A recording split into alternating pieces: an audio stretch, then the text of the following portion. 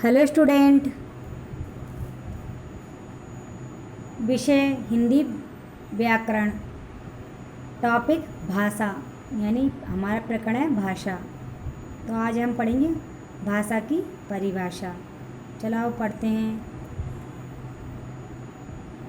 भाषा वह साधन है जिसके द्वारा मनुष्य बोलकर, सुनकर, लिखकर व पढ़कर अपने मन के भावों या विचारों का आदान प्रदान करता है। यानी भाषा वह साधन है जिसके द्वारा मनुष्य बोलकर, सुनकर, लिखकर व पढ़कर अपने मन के भावों या विचारों का आदान प्रदान करता है।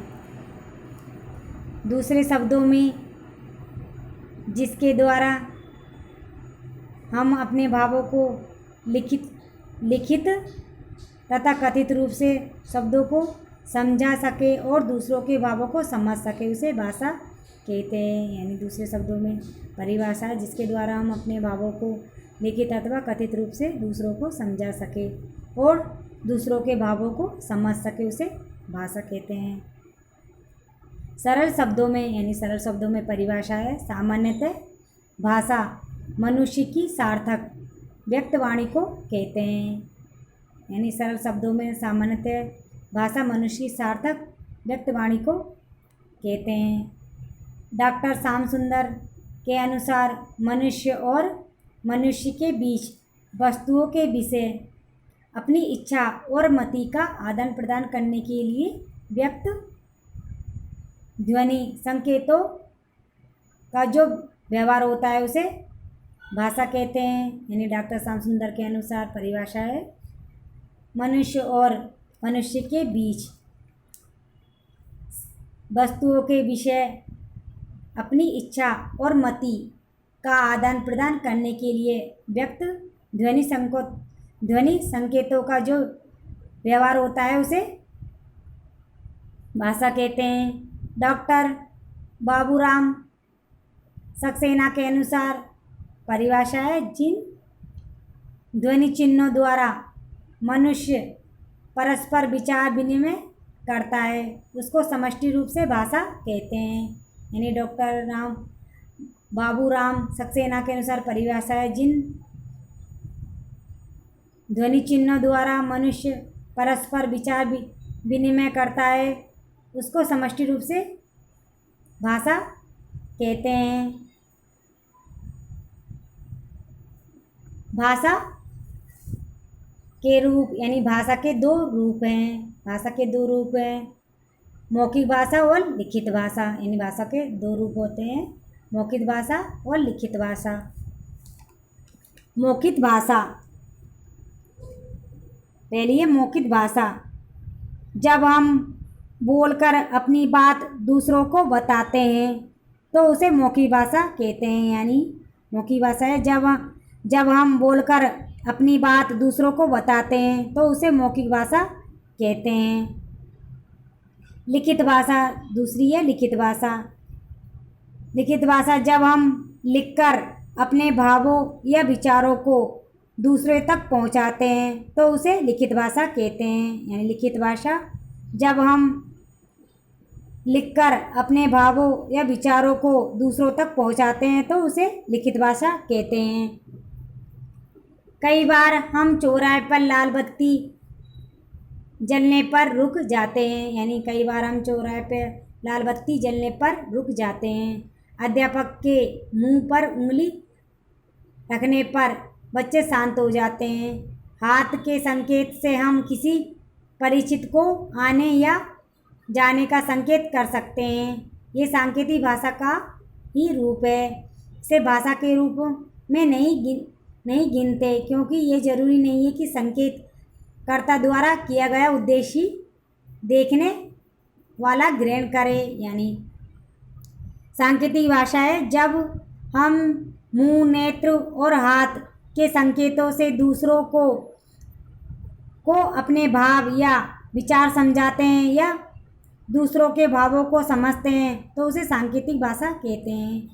यानी सांकेतिक भाषा है जब हम मुंह, नेत्र और हाथ के संकेतों से दूसरों को अपने भाव या विचार समझाते हैं या दूसरों के भावों को समझते हैं तो उसे सांकेतिक भाषा कहते हैं। भाषा की प्रमुख भाषाएं यानी भारत की प्रमुख भाषाएं हैं, यानी भारत की प्रमुख भाषाएं हैं। भारतीय संविधान में 22 भारतीय भाषाओं को मान्यता प्रदान की गई है, यानी भारतीय संविधान में 22 भारतीय भाषाओं को मान्यता प्रदान की गई है।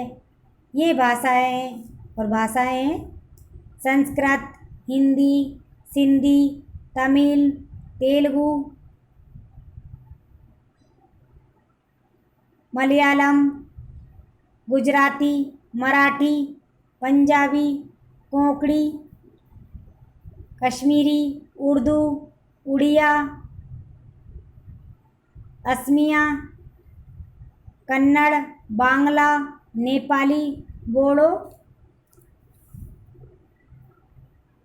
डोंगरी,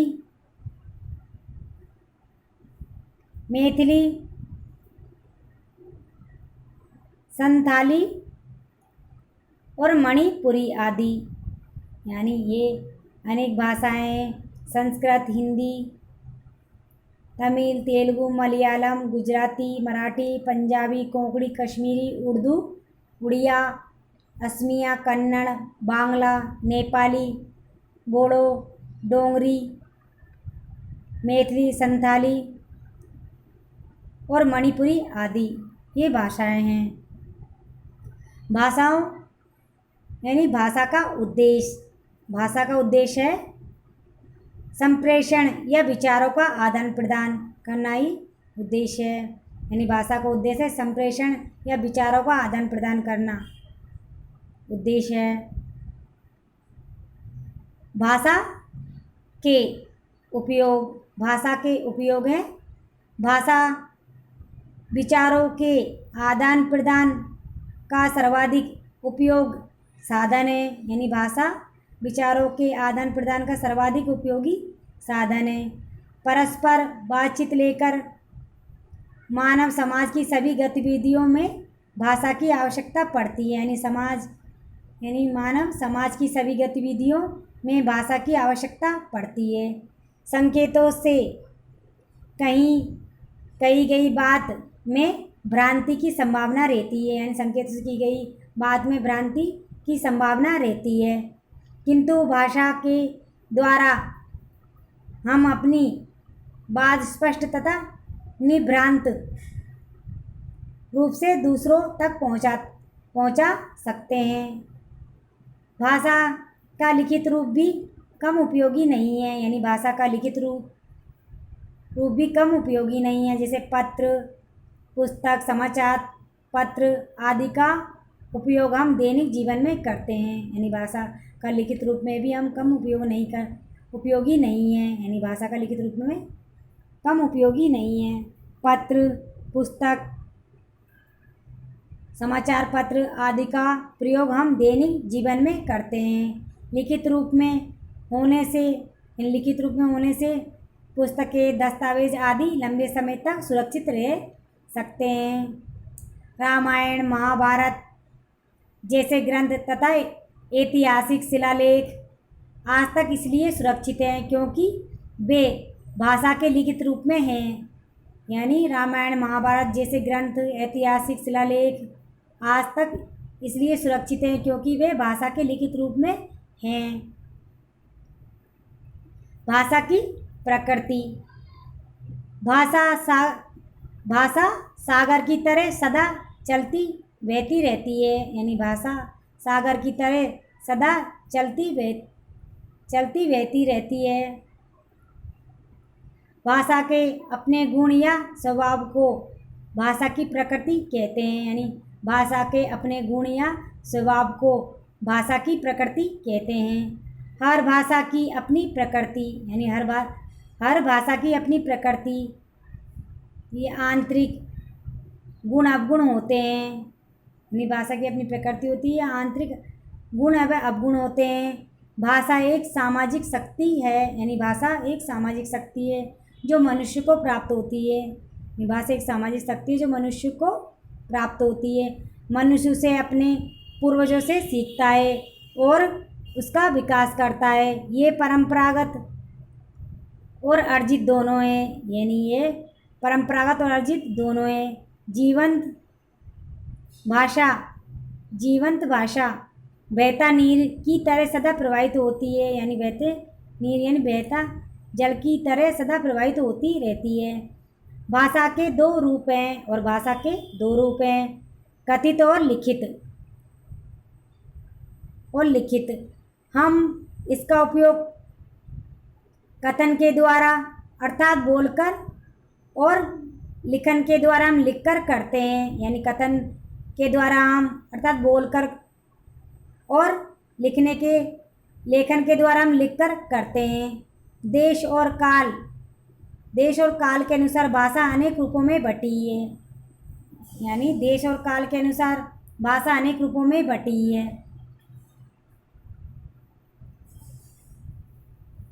तो आपको भाषा की परिभाषा, उद्देश्य, भाषा के प्रयोग ये आपको अपनी कॉपी में लिखने भी है और याद भी करने हैं। Thank you.